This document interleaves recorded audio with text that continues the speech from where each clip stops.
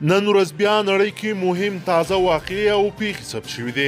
موږ له دغو پیښو څخه 12 ډېر مهم او ضروري خبرونه تاسو ته چمتو کړي دي. له موږ سره تر اخره پاتې شئ او ویډیو مو خوښه شوله نو درسره یې ضرور لایک کړئ.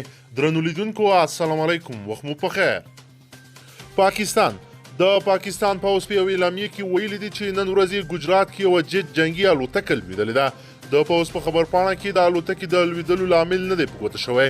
ویل شوي دي چې دغه جیټ الوتکې تمرینات ترسره کول چې د عمر په نوم لارښود پیلوټ او د فیضان په نوم محصل پیلوټ دواړه پکې وژل شوي دي. بلخ کې پر کورونا اخته یو 43 کلن سړی مړ شوی ده. د بلخ د عامې روغتیا ریاست مسؤلین وایي چې دغه سړی په مزار شریف کې له 2 ورځو راهیسې د کورونا وایرس د درملنې او ساتنې په مرکز کې تر درملنې لاندې و. ګلبدین حکمتیار امریکا په افغانستان کې د بحران په جوړولو کې لاس لري. د حزب اسلامي مشر ګلبدین حکمتیار وایي دولت ساز او همپارندې ټیم د ګډ حکومت د جوړولو په لټه کې دی چې په دې سره به بیا د ملي یووالي حکومت په څیر سهامي شرکت جوړ کړي. عبدالله په تیرو ولسمشریزو ټاکنو کې د محمد اشرف غني سیال او د پخواني اجرایي رئیس عبدالله دفتر وایي چې په هیواد کې د سیاسي کړکېچ هوارۍ لپاره په نوې تګلاره کار کوي او د سیاسي هوکړې پر اساس د یو ګډ حکومت جوړښت د دغې طرحې اصلي شرط ده. سعودي ګولف نیوز ویلي چې د تراویح لمونځ به په سعودي عربستان کې د روژې په میاشت کې په کور کې وشي او جوماتونو ته د ورتلو محدودیتونه به د کورونا وبا تر ورکېدو پورې دوام ولري. دا په داسې حال کې ده چې د سعودي عربستان پاچا ملک سلیمان تېره ورځ په خپل هیواد کې د کورونا وبا د خپرېدو اوسنۍ حالت ته په پام سره د ګرځبندیز موده تر راتلونکي خبرتیا پورې اوږده کړه. طالبان افغان حکومت وایي له خپلو زندانونو تر 1500 پورې بندیان خوشي کوي. د ملي امنیت شورا د سلاکار د دفتر ویان جاوید صدیقي ویلي تر دې دمه یې په 3 پړاوونو کې 380 طالب بندیان خوشي کړي دي. هغه وایي چې د سولې لپاره د اقداماتو په لړ کې او همداراز له کورونا سره د مبارزې په موخه د ولسمشر پر فرمان تر 1500 طالب بندیان په راتلونکو ورځو کې له زندانونو خوشي کیږي. زلمی خلیلزاد د افغان حکومت او طالبانو ترمنځ د زندانیانو د تبادلې هرکلی کړی دی.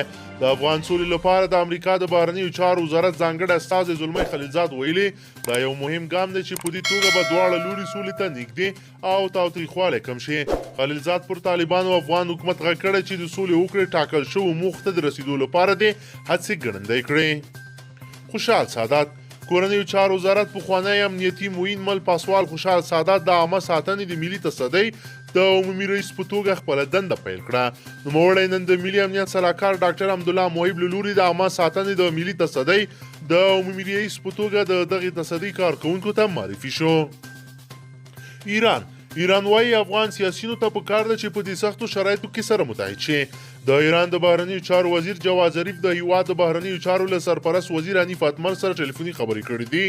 ظریف ویلي افغانستان کې د کورونا له پراختیا سره مهال امنیتي او سیاسي ستونزې یو نوی بحران جوړولی شي نو افغان سیاستوالو ته پکار ده چې په دې اساسو شرایطو کې سره یو لاس شي. حنیف اتمر هم په دې ټلیفوني مکالمه کې ایران په سیمه کې د افغانستان ښه ګاونډی یاد کړی او له دغه هیواد یې غوښتي چې له کورونا سره د مبارزې په برخه کې خپلې هڅې ډېرې کړي او هلته له میشتو افغانانو سره خپلو همکاریو ته ادامه ورکړي. د هند او پاکستان پوله د پاکستان او هند د پولې ساتو ځواکونو په وسلوالو نښتو کې 3 ملکي وژل شوي دي او 14 نور ټپیان شوي دي. پوځیانو په کشمیر کې له شنبې ورځې راهیسې نښته پیل کړې ده چې تر پرونه یې دوام کړی. هندي چارواکو ویلي چې د پاکستان له لوري د هند تر کنټرول لاندې کشمیر کوپارو کلي باندې مرمۍ لګېدلې چې 3 ملکیان یې وژلي او 5 نور یې ټپیان کړي دي. کورونا افغانستان کې تازه حال د عامې روغتیا وزارت ویان وحید الله مایار نن په یو خبري غونډه کې د خبرو پر مهال وویل چې په تیرو 4 ساعتونو کې د هیواد په 2 ولایتونو کې د کورونا وایرس 58 مثبت پیښې ثبت شوي دي.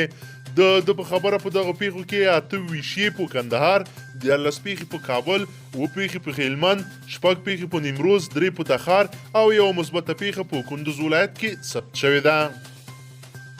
روغتیا نړیوال سازمان په افغانستان کې د روغتیا نړیوال سازمان استازي ډاکټر پیرکور نن د هیواد د عامې روغتیا وزارت ته د طبي توکو هغه بسته وسپارله چې دغه سازمان لخوا افغانستان ته د مرستې په توګه رالېږل شوې وه.